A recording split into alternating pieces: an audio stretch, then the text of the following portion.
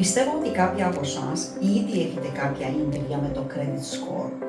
Ίσως να έχετε πάει στην τράπεζα, ετητήκατε για κάποιο δάνειο και βάσει του αυτού του score είτε εγκριθήκατε ή απορριφθήκατε.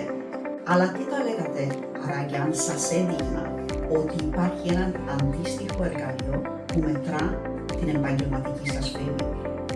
Έναν εργαλείο αξιοπιστίας που βάσει το τι σκορ θα δείχνει θα εξαρτιέται αν θα πάρετε εκείνη τη σημαντική δουλειά, αν θα σας προσλάβουν κάπου ή αν σας θεωρούν αξιόπιστους στον χώρο εργασίας ή στην επιχείρηση σας.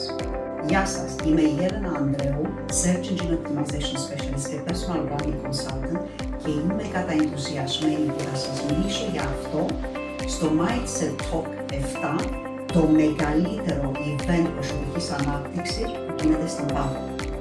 Θα είμαι εκεί μαζί με άλλους 40 κορυφαίους επαγγελματίες και ειδικούς και δεν θα σας μιλήσω για τα 7 απλά βήματα πώς να χτίζετε ένα personal brand. Θα αφήσω για αυτό την συνάδελφός μου την Παυλίνα Παπαλουκάρα. Αντί για αυτό θα επικεντρωθώ σε κάτι πάρα πολύ σημαντικό.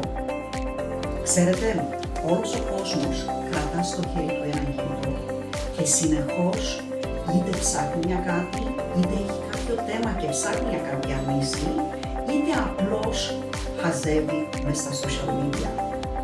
Έχετε διερωτηθεί ποτέ πώς αντιλαμβάνονται οι ανθρώποι την φήμη ή ακόμη πώς οι αλγορίθμοι αποφασίζουν τι θα δείξουν σε ποιον ή αν αυτά που πιστεύουν για σας είναι αυτό που πραγματικά θα ήθελατε να προβάλλετε. Γι' αυτό ακριβώς θα σας μιλήσω στις 1 Δεκεμβρίου.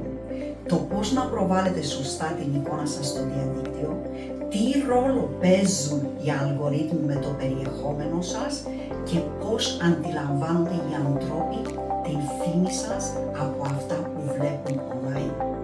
Γιατί, ας είμαστε ειλικρινείς, το διαδίκτυο δεν είναι απλώς ένα χώρος που εμφανιζόμαστε, αλλά ένας χώρος όπου οι άλλοι αποφασίζουν αν αξίζει να μας εμπιστευτούν. Σας περιμένω λοιπόν σε αυτό το δυναμικό event για να ανακαλύψουμε μαζί πώς να ξεχωρίζετε σε έναν ψηφιακό κόσμο. Έναν κόσμο όπου η αξιολόγηση μας γίνεται είτε το επιδιώκουμε είτε όχι, είτε προστάρουμε κάτι είτε όχι. Ελάτε να δούμε μαζί τι ρόλο παίζουν οι αλγορίθμοι και το AI και πώς να τα αξιοποιούμε σωστά. Ανυπομονώ να σας μιλήσω όλους.